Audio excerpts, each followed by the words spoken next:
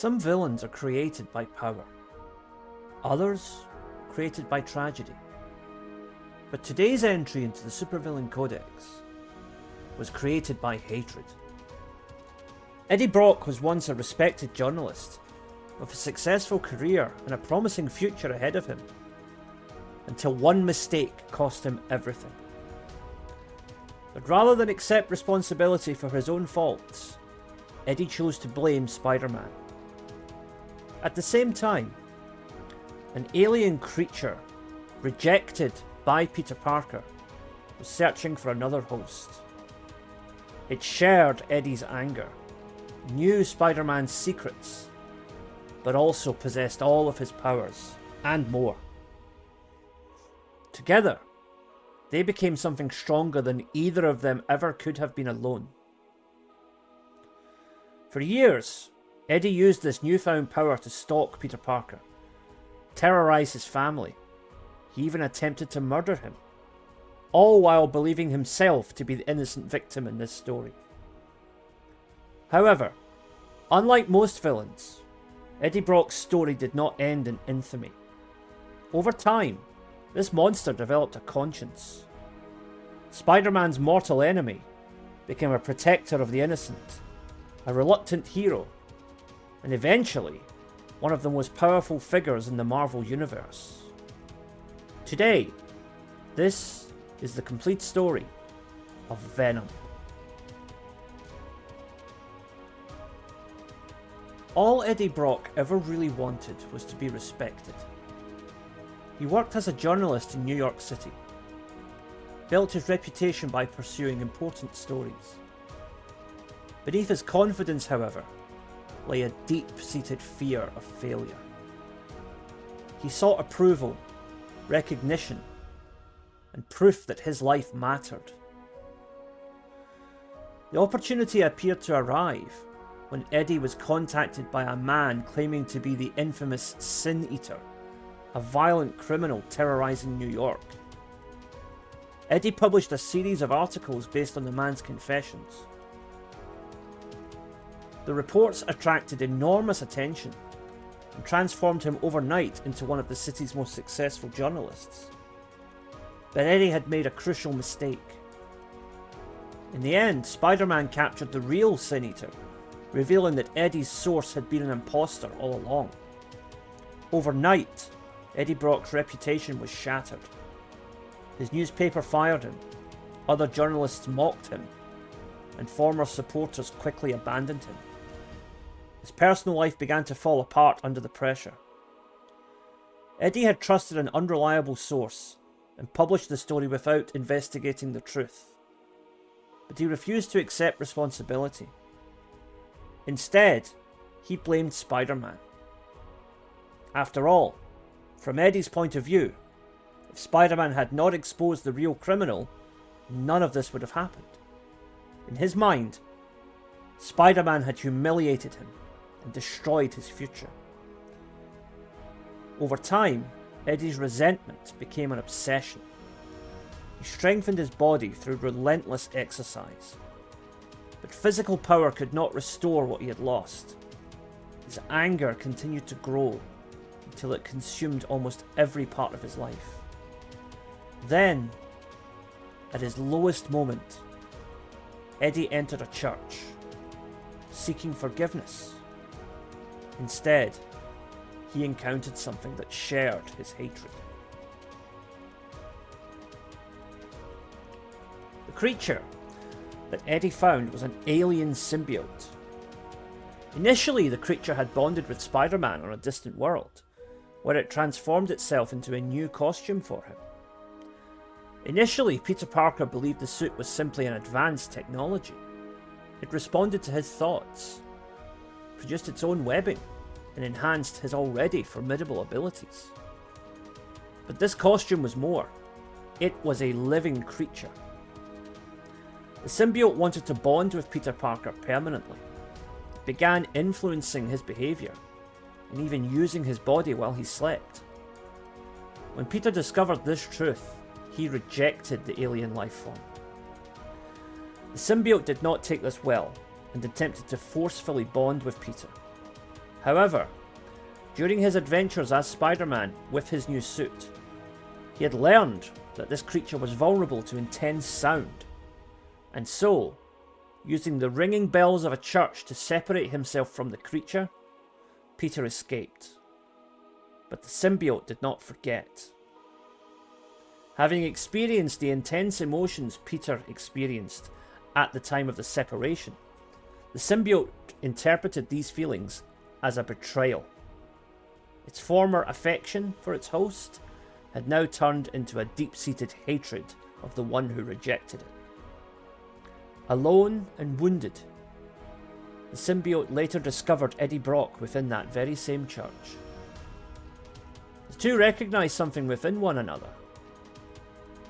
Eddie had a personal beef with Peter Parker from his day as a journalist. The symbiote hated Spider-Man, and the alien knew that both Peter Parker and Spider-Man were the same person. As it bonded with Eddie, it combined his physical strength with the abilities it had copied from Peter, creating an altogether more powerful and new life form entirely. The symbiote gave Eddie everything he believed had been taken from him: strength, confidence, a purpose. In return, Eddie gave the creature a new host and a mind already filled with resentment. They did not consider themselves separate beings any longer. From that moment forward, they referred to themselves as we. And together, they chose a name that reflected the poison they intended to bring into Peter Parker's life: Venom. Venom stood as a towering distortion of Spider-Man. He possessed enormous strength, speed and durability, yet he could also cling to walls, create organic webbing, and reshape his symbiote body into claws, tendrils, and protective armor. He also inherited all of Peter's spider-like abilities. But Venom possessed one advantage that made him especially dangerous. His presence did not trigger Spider-Man's famous spider sense. Because the symbiote had previously bonded with Peter Parker, it could move past the instinct that warned him of incoming attacks. Venom also knew Peter's secret identity. Most of Spider-Man's enemies attacked the hero. Venom could attack the man beneath the mask. He stalked Peter throughout New York, entered the home that he shared with Mary Jane Watson. But rather than immediately killing her, Venom revealed his monstrous appearance and delivered a warning. The message was clear. Spider-Man could never protect the people he loved. Venom could reach them whenever he wanted to. This was not the behaviour of a misunderstood protector. Eddie and his symbiote deliberately used fear to punish someone who had never harmed them. Venom attacked Peter repeatedly, overpowering him through a combination of strength, surprise, and the knowledge of his private life. Eddie insisted that Spider-Man deserved to die. In his version of events, he and the symbiote were both innocent victims, brought together by the cruelty of Peter Parker. Of course, the truth was very different. Peter had exposed a dangerous criminal and rejected a creature that tried to take control of his body. Eddie had destroyed his own career. The symbiote had violated Peter's trust. Neither wanted to accept responsibility. So in their collective mind, Spider-Man became the villain of their story. Despite this ongoing hatred, Venom never considered himself evil. Eddie developed a personal code. He claimed to protect innocent people and expressed genuine regret whenever bystanders were placed in danger. However, his definition of innocence changed whenever it became inconvenient. Anyone who interfered with his machinations of revenge could become an acceptable target. Venom threatened Peter Parker's family, assaulted police officers, spread destruction across the city. He claimed to value life, yet at the same time, repeatedly attempt to murder Spider-Man. This contradiction reveals the instability at the centre of Venom's identity. Eddie Brock always wanted to believe he was a good man. The symbiote wanted to satiate its hatred. Together, they could create excuses for almost any act, no matter how heinous. When Venom committed violence, Eddie called it justice. When innocent people became frightened, he blamed Spider-Man for pressing the confrontation. He could acknowledge that certain acts were wrong, without recognising the overall cruelty of his larger mission. Venom eventually captured Spider-Man and took him to an isolated island for what was intended to be their final battle. Spider-Man realised he could not defeat Venom through strength alone. Instead, he appealed to Eddie's pride. Spider-Man staged his own apparent death, convincing Venom that his revenge was complete. Eddie saw no reason to continue fighting and remained on the island, finally at peace. For Venom, defeating Spider-Man had never been about protecting anyone. It had been about proving that Eddie Brock was not a failure. That fragile peace, however, would not last. Inevitably, Venom would eventually return to New York, and he found himself imprisoned for his past crimes. There, he was placed in a cell alongside one of the most violent criminals of recent memory, a serial killer named Cletus Cassidy. Eddie promptly escaped from the prison, after all. No prison could contain Venom. However, the symbiote left behind a fragment of its being. An offspring, you might say. That new creature bonded with Cassidy, creating one of the most dangerous villains the Marvel Universe has ever known. Carnage. Carnage possessed all of Venom's powers, but none of Eddie Brock's conscience. Cassidy did not need to convince himself that his violence served a greater purpose. To him, violence was the ultimate expression of freedom. He killed because he enjoyed it. Carnage began a campaign of indiscriminate murder and violence. Venom realised he could not stop him alone. For the first time, Eddie was forced to work alongside Spider-Man. This unlikely alliance changed something within him. Venom saw a creature similar to himself, but stripped of every excuse and limitation on power. Carnage represented what Eddie might become if he completely surrendered to the darkness within him. The difference between them was not as large as Eddie wanted to believe. But there was a difference. Venom genuinely wanted to protect the innocent from Carnage. He was willing to place himself in danger to stop this creature his symbiote had created. Spider-Man remained suspicious, and with good reason. However, their cooperation revealed that Venom was still capable of fighting for something beyond revenge. Eddie was still dangerous. He was still violent. But he was no longer simply Spider-Man's enemy.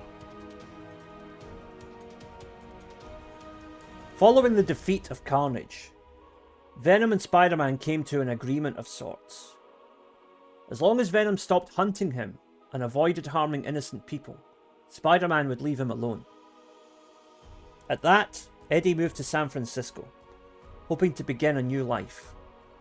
There, he discovered a hidden community of people living beneath the city. They had been forgotten or ignored by the society above, making them vulnerable to criminals who knew few people would defend them. Venom became their protector. His methods, however, were very different to those of Spider-Man. Peter Parker would always attempt to capture criminals and deliver them to the authorities. Venom, however, would use intimidation, brutality, and when necessary, lethal force. This earned him a new description: the Lethal Protector. Eddie finally had the role he had always wanted. He was feared by criminals, respected by those he defended, and finally free from Spider-Man's shadow.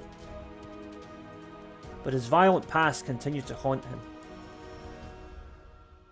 A powerful organization captured Venom and forcibly extracted material from the symbiote, creating several new, even more dangerous and unstable creatures.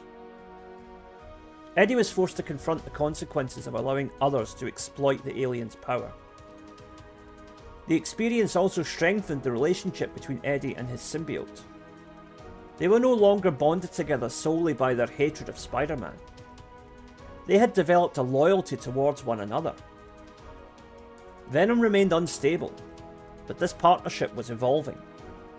The creature was becoming more human through Eddie, and Eddie was beginning to find a purpose beyond revenge. Unfortunately for Eddie Brock, more tragedy was just around the corner. His former wife, Anne Weying, was to become one of the greatest casualties of his life as Venom. Anne was repeatedly drawn into conflicts involving Eddie and the symbiote. On more than one occasion, the creature had to temporarily bond with her in order to save her life. This created a terrifying form, sometimes known as she-Venom. The experience left Anne deeply traumatized. She became afraid of the symbiote, of Spider-Man, and of the violence that surrounded Eddie's life. Her eventual death devastated him. Eddie had always claimed to protect innocent people, yet someone he loved had been destroyed by the world that he helped to create. His anger returned. At times, Venom became darker, more aggressive. Eddie's attempts at heroism repeatedly collapsed beneath grief, illness, or renewed obsession. The symbiote also developed desires of its own. It could influence and strengthen Eddie's rage, while Eddie's emotions could corrupt the creature in return. Their relationship had moved beyond a simple partnership. It had become a toxic cycle of dependence. Eddie believed the symbiote made him complete. Without it, he felt weak and insignificant. The symbiote needed a host, but also craved the intensity of Eddie's emotions. They cared for one another, but they were not always good for one another. As time passed, Eddie eventually discovered that he was suffering from a terminal illness. Already physically and emotionally weakened, he began to question what the symbiote truly felt for him. He feared the creature would abandon him for a healthier host. Rather than await this rejection, Eddie sold the symbiote to a criminal. For the first time in years, Eddie Brock was no longer Venom. The separation forced him to confront the reality of who he was without the alien. He could no longer blame the symbiote for his violence, nor could he rely upon its strength to give his life meaning. Eddie later developed a new set of abilities when remnants of the symbiote within his body transformed into a powerful white substance. His illness was cured, and he became anti-Venom. This new form possessed many of the original Venom's abilities, but it also had the ability to heal disease and remove harmful substances from the body. For a man who had spent so much of his life spreading pain, the ability to heal others offered Eddie a new path. He attempted to use anti-Venom heroically. He protected people, fought criminals, tried to separate his identity from the monster he had been. Eventually, Eddie would be forced to sacrifice the anti-Venom power in order to save others. This was a decision the younger Eddie Brock would never have made. The man who once risked innocent lives to satisfy his own bloodlust was now willing to surrender his own power to protect those same lives. Eddie had evolved. During this time, the Venom symbiote passed through several potential hosts after leaving Eddie. Some attempted to control it. Others treated it as a weapon. The creature changed for each bond. just as it had also changed through its relationship with Eddie. Eventually, it was fated that Eddie and the symbiote would find their way back to one another. Their reunion was different from their first encounter. They were no longer united by a shared loathing of Spider-Man.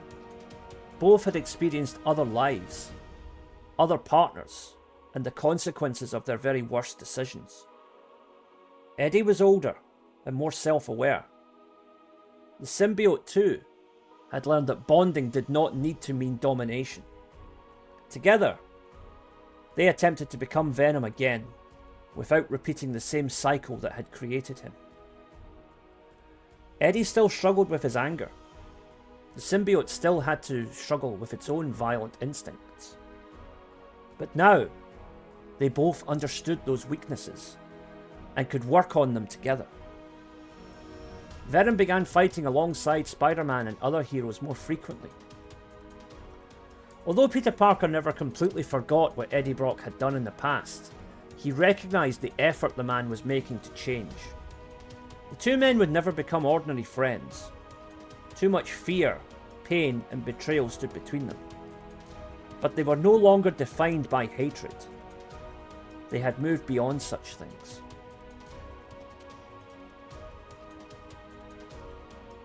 Although his feud with Spider-Man was resolved, a far darker villain awaited Venom in his near future. Eddie eventually learned that the symbiotes had been created by Null, an ancient being associated with darkness and destruction. Null viewed the symbiotes not as individuals, but as extensions of his own will. He could dominate their minds, corrupt their hosts, and then use them to consume entire worlds. When Null invaded Earth, even its greatest heroes struggled to resist him. Eddie and Venom, naturally, found themselves at the centre of this conflict. Unlike his personal battle with Spider-Man, this time the future of the entire planet, and every symbiote connected to Null, was at stake. Eddie fought not only to protect his world, but also to protect the species he had once understood only as a source of power. He was willing to sacrifice himself to stop Null. Through extraordinary cosmic power and the combined strength of his allies, Eddie defeated the god of the symbiotes. This victory transformed him. Eddie inherited much of Null's influence. He became connected to this vast network of the symbiote race. It was a far cry from the failed journalist who had once blamed Spider-Man for ruining his life. He had now become the King in Black, a guardian responsible for beings spread throughout the universe. It was the ultimate test of his evolution. Eddie had finally received power beyond anything he once imagined. Unlike the bitter man who had first become Venom, he no longer wanted to use that power to make others fear him. Instead, he would use it to protect them. Venom's journey from embittered villain to reluctant hero was not an easy one. Indeed, many still view him as one of the most frightening enemies Spider-Man has ever encountered. This is because he represents a threat that Peter Parker cannot easily escape. Venom knows his true identity. Venom shares his abilities. And Venom understands the guilt and responsibility that drives Peter Parker to become Spider-Man. But Eddie Brock's story evolved to become something far larger than a simple revenge story. He began as a man who refused to accept his own mistakes. The symbiote gave that resentment a body, a voice, and enough strength to carry out his own vendettas. Together, they became villains, while insisting they were the victims. Yet Venom also possesses something that so many supervillains do not: the ability to change. Eddie Brock could never undo the fear that he caused, or restore the lives of those damaged by his obsession with Spider-Man. Redemption does not erase your past. Instead, Eddie carries it with him while making different choices today. Venom moved from stalker to protector, from murderer to reluctant ally, and from Spider-Man's nightmare to a fellow defender of Earth. The monster did not disappear. Eddie Brock simply learned to point Venom in a different direction.